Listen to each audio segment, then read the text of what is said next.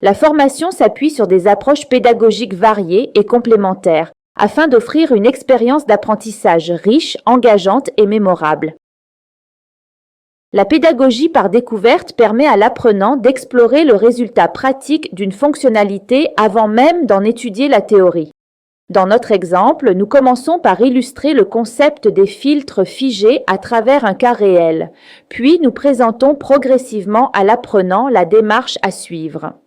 Bienvenue dans cette vidéo dédiée aux filtres figés dans Power BI. Nous allons découvrir ensemble comment créer des mesures dont les filtres sont volontairement verrouillés, c'est-à-dire non impactés par les sélections de l'utilisateur dans le rapport. Pour illustrer cela, je vais vous montrer un exemple concret avec 3 mesures de chiffre d'affaires. La première mesure est dynamique, elle réagit aux filtres appliqués par l'utilisateur. Les 2 autres mesures sont figées sur les années 2023 et 2024, quelle que soit l'interaction de l'utilisateur avec les segments ou les slicers.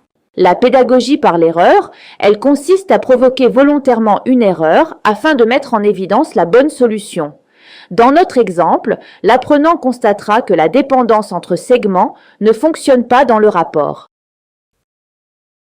Imaginons que nous avons ce rapport d'analyse des ventes et que nous souhaitons filtrer l'ensemble des visuels en fonction de la société sélectionnée, y compris les autres segments du rapport. Autrement dit, si je sélectionne FMC, le segment famille de produits doit n'afficher que les familles effectivement vendues par cette société. Il en va de même pour les clients. Essayons de visualiser ce résultat avec un filtrage simple. Je sélectionne la société dans le segment et là, tous les visuels sont bien filtrés, sauf un détail. Le segment des familles de produits affiche toujours toutes les valeurs sans tenir compte de ma sélection.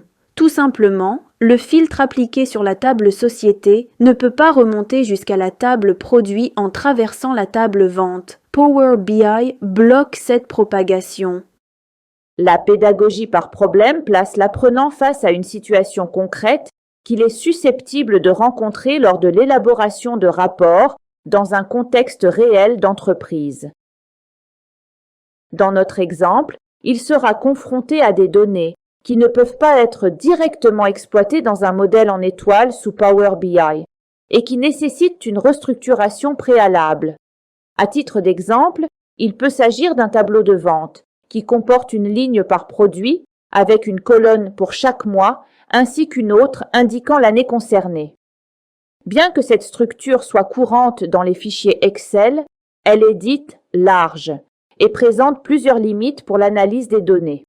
Il est donc nécessaire de la restructurer vers un format dit long dans lequel chaque ligne correspond à une vente unique avec les champs suivants: produit, mois et chiffre d'affaires.